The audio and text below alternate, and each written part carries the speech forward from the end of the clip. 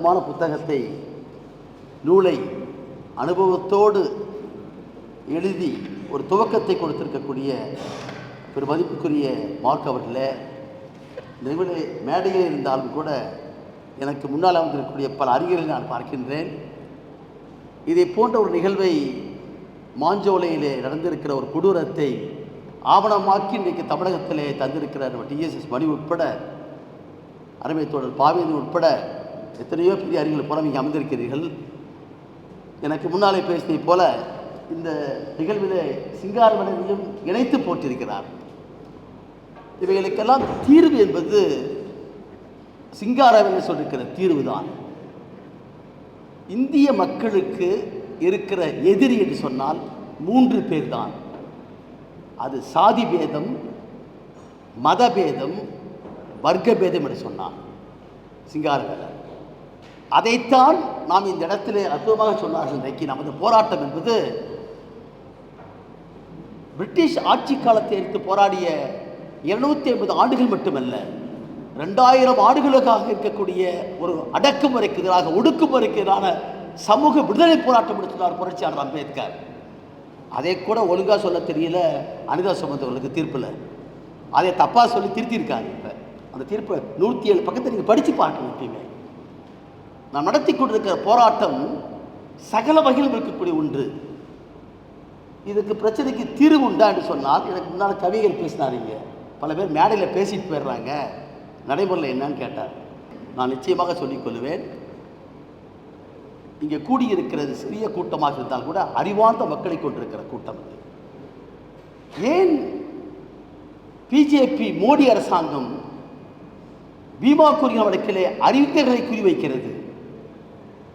ஏன் இங்கே இருக்கக்கூடிய பீமா அந்த பிஜேபி சங்கி கூட்டங்கள் நரேந்திர போரை, கவுண்ட் பன்சாரவை, கல்புருக்கியை, கௌரங்கேசி குறிவைக்கிறது? கறிவைத்திருக்கிற அகலக்கை அடித்துக் கொள்கிறது, மாப் லீச்சிங் பண்ணுறான், மறுபக்கத்தில் கருத்து படத்தில் நிற்கிறான். அவரே தான் இன்றைக்கு முருகன் போன்றிருக்கிறவர்களை கொண்டு வந்து மேலே வைத்துக் கொண்டு முருபுகளை வைத்துக் கொண்டு இருக்கிறான். இதெல்லாம் ஒன்றும் பெரிய தெரியாத ஒன்றே கிடையாது. இவைகளெல்லாம் ஆழ்ந்து கவிழ்ந்து கொடுக்கக்கூடிய அற்புதமான தத்துவங்கள். மார்க்சிமும் அம்பேத்கருடைய தத்துவமும் பெரியாரிய தத்துவம் முன்னால் இருக்கிறது. இன்றைக்கு இதற்கெல்லாம் தீர்வு என்ன?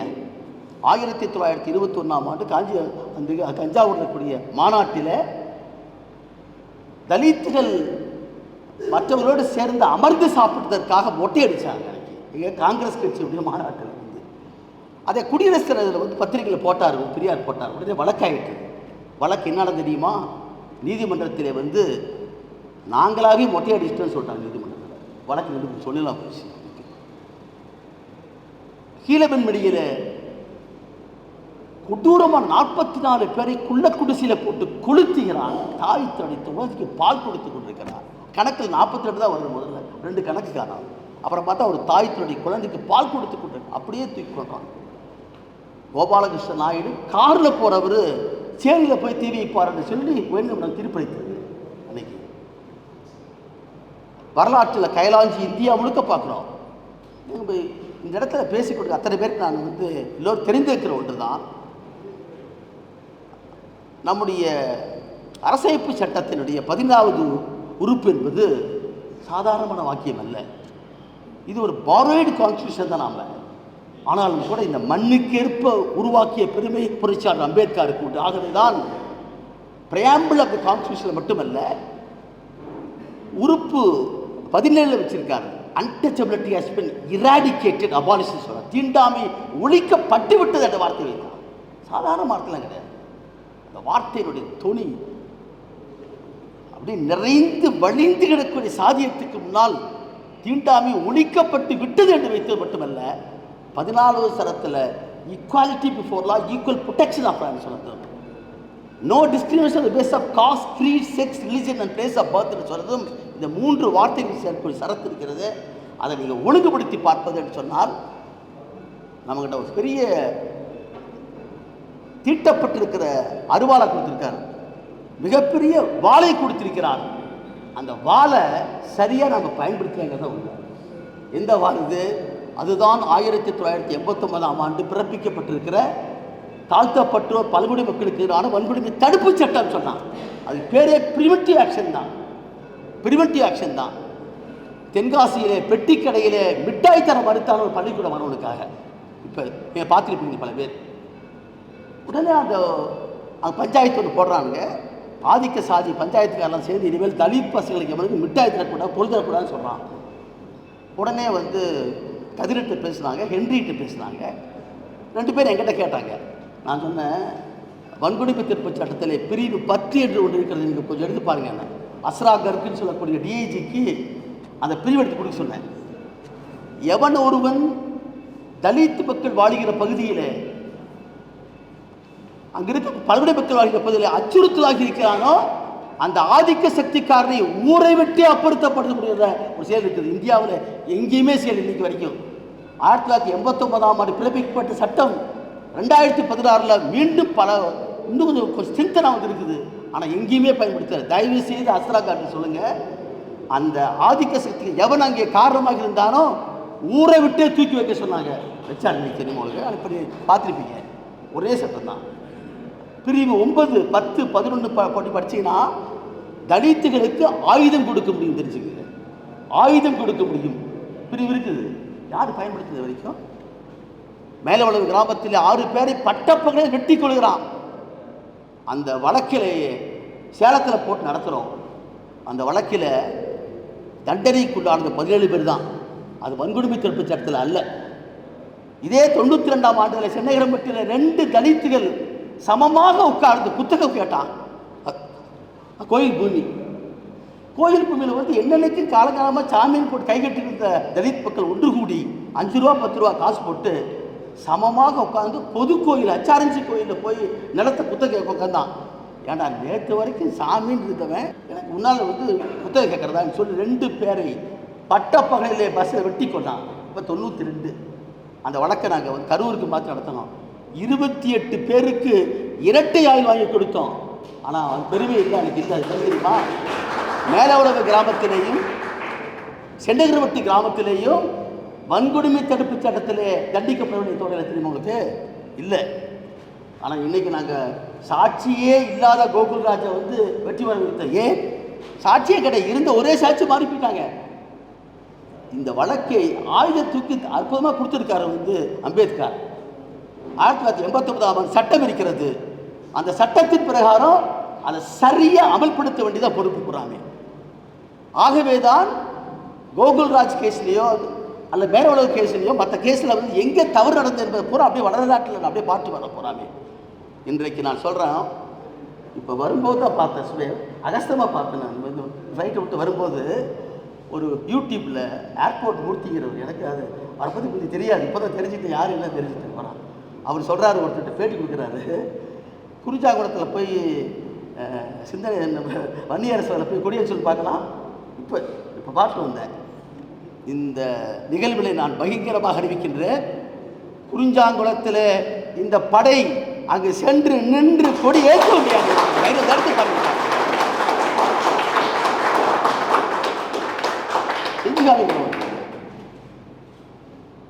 இவரும் நானும் ஞாபகம், கோகுல்ராஜ் கேஸ் ஜெயிச்ச உடனே வடமுதிரைன்னு சொல்லிட்டு அந்த ஆத்தூர் பக்கத்தில் குழந்தை வந்து ஹச்ஆர்எஸ் கோயிலில் போயிடுச்சான். தலித்துக்காக இருக்குது குழந்தை.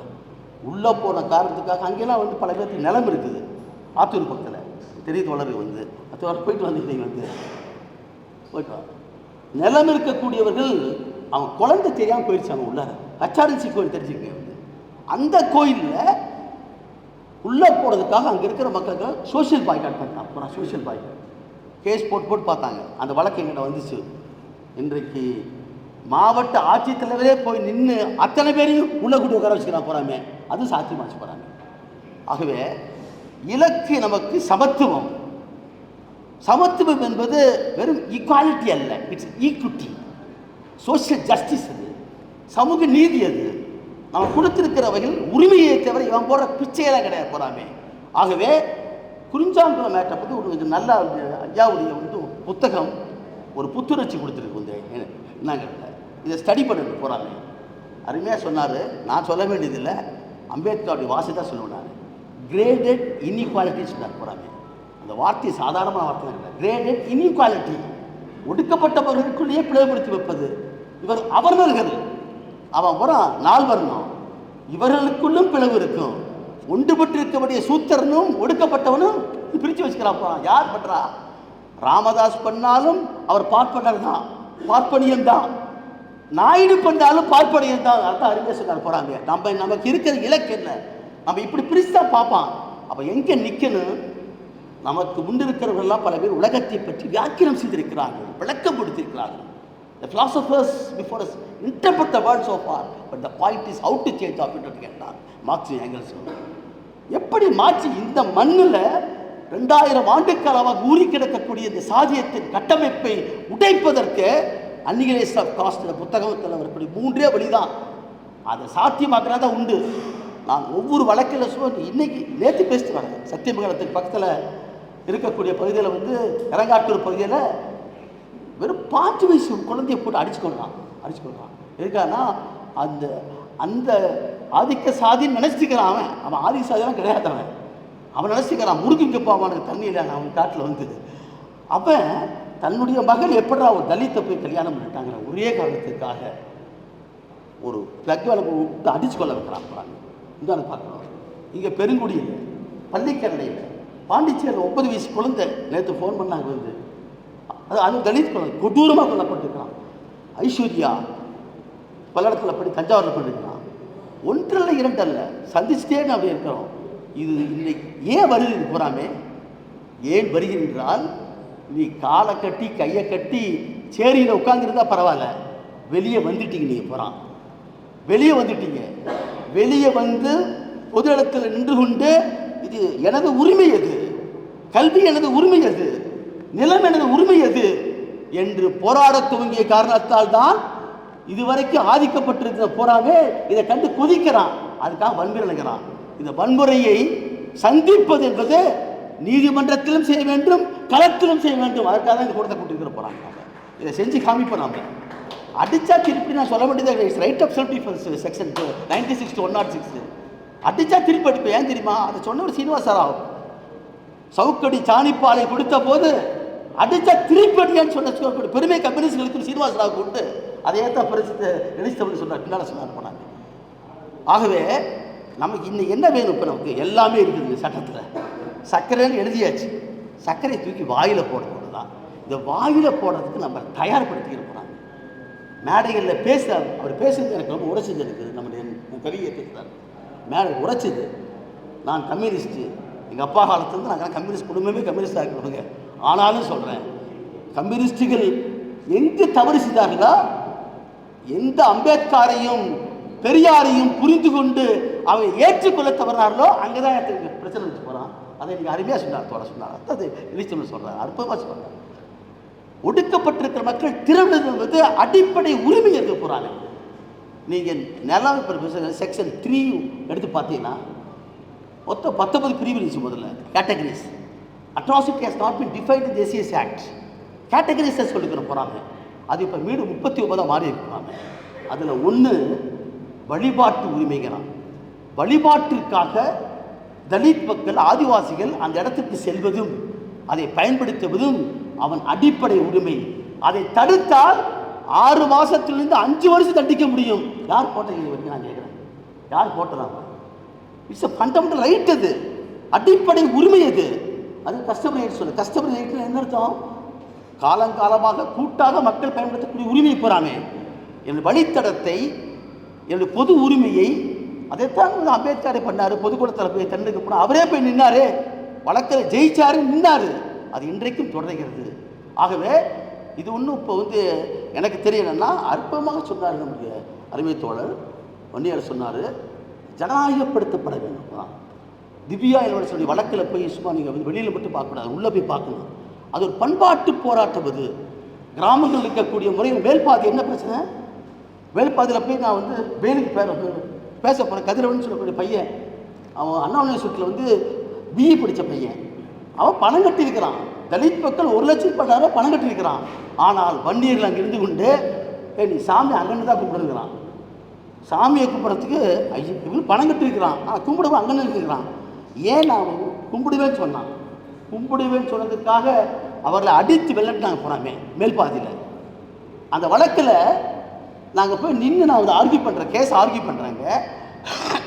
அந்த அம்மாவுக்கு புரியல. முதல்ல நான் சொன்னேன், நீங்கள் வந்து சட்டத்தில் எப்பயுமே ஒருவனை தண்டிப்பன்னு சொன்னால் எவ்வளோ கொடூர குற்றவாளியாக இருந்தாலும் கூட சரி, எஃப்ஐஆரை போட்டு இன்வெஸ்டிகேஷன் பண்ணி அது ஃபேர் இன்வெஸ்டிகேஷன் ஆக்கி சார்ஜ் ஷீட் போட்டு நீதிமன்றத்தில் வந்து விளக்கம் கேட்டு குற்றஞ்சாட்டப்பட்டவனுக்கு வந்து வக்கீலை வச்சு கொடுத்து கடைசி வரைக்கும் அவனுக்கு வாய்ப்பு கொடுத்து அப்புறம் தான் வந்து குற்றஞ்சாட்டப்பட்டவன் குற்றவாளி ஆகிறான்.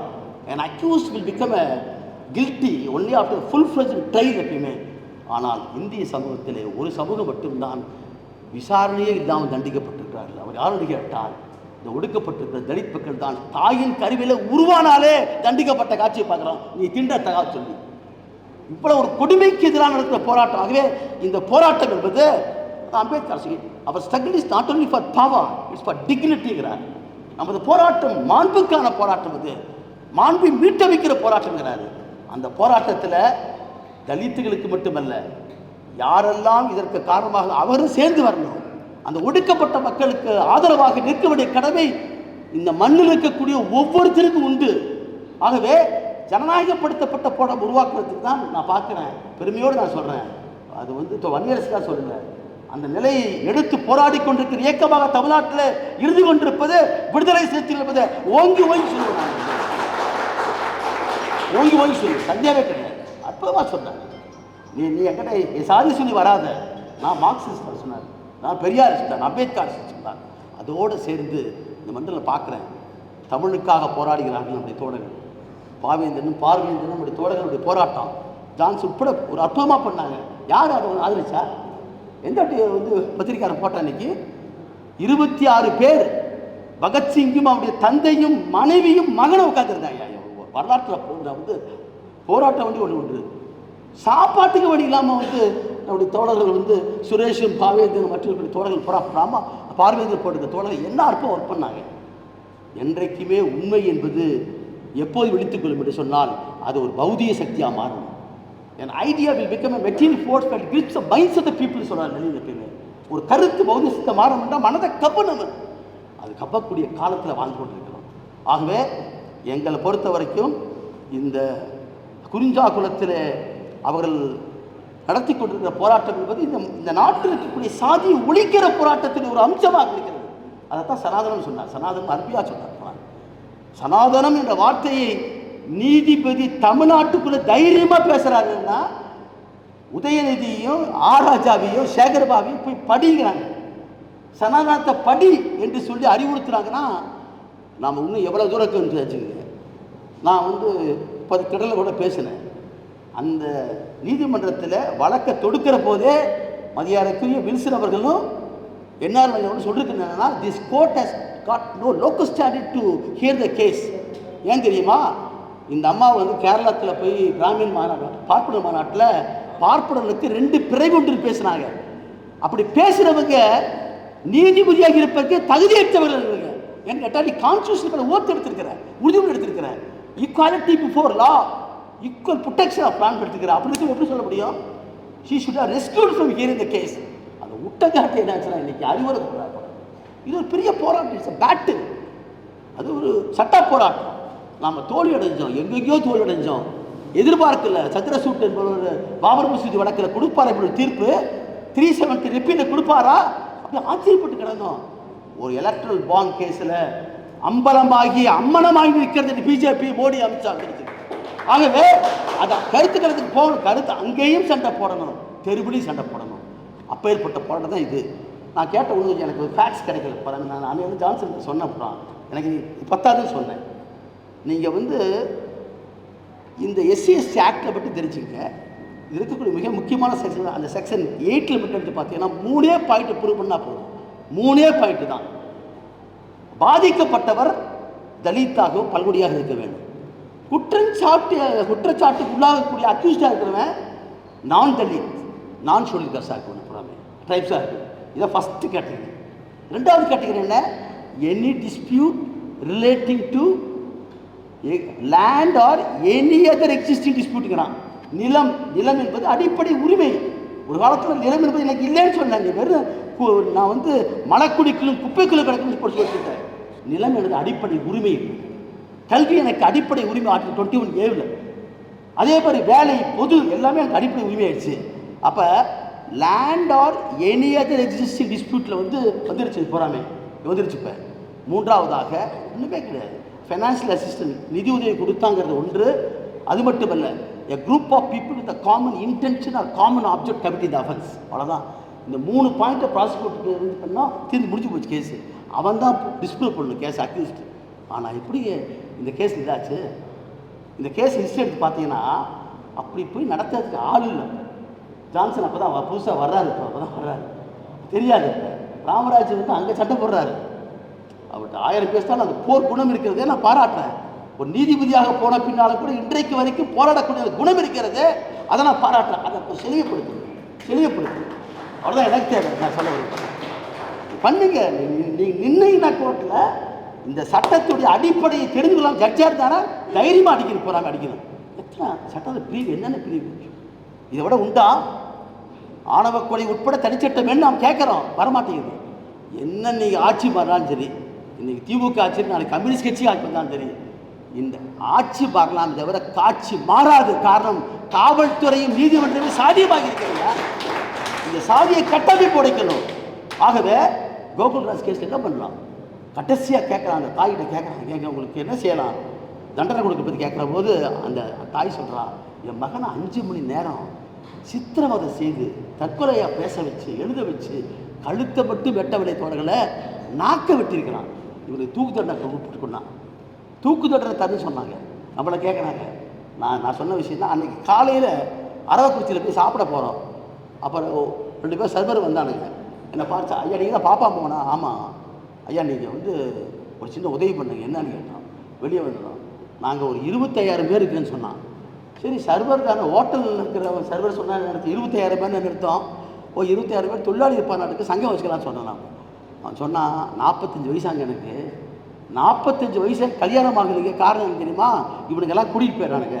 யார் இவர் பேசுகிறாரு, ராமதாஸ் பேசுகிறாரு, ஜீன்ஸ் போட்டுக்கிட்டு கண்ணாடி போட்டுக்கிட்டு வந்து என் பிள்ளைய கூட்டிகிட்டு போகிறேன்னு சொன்னார். அதை சொல்கிறான். அப்போ ஆகவே எங்கள் தலைவருக்கு குறைச்சி தான் வாங்கி கொடுத்தேன்னு சொன்னான். இது மைண்டில் ஏற்றிட்டே போகிறேன், நான் போயிட்டு போகிறேன். ஜட்ஜ் என்ன கேட்குறேன், ஸ்பெஷல் பிபி கேட்குறாரு. நான் என்ன சொன்ன விட்டேன்னா, எல்லாம் பேசியாச்சு, நல்ல லா காலேஜ் ஸ்டூடெண்ட்ஸ் எல்லாம் வக்கீல் நிரம்பியிருக்கான் கூட்டிட்டு போகிறான். எனக்கு அவன் பேசிதான் ஞாபகம் வச்சு தூக்கு தண்டனை சொல்கிறான். அம்மா, நான் அப்படி பேச முடியுமா? நான் தூக்கு தண்டனைக்கு எதிரானவன், நான் பேரவழிக்கு நின்றவன், நான் எப்படி பேச முடியும்? ஆனால் மேக்ஸிமம் பனிஷ்மெண்ட் கொடுத்துரும்.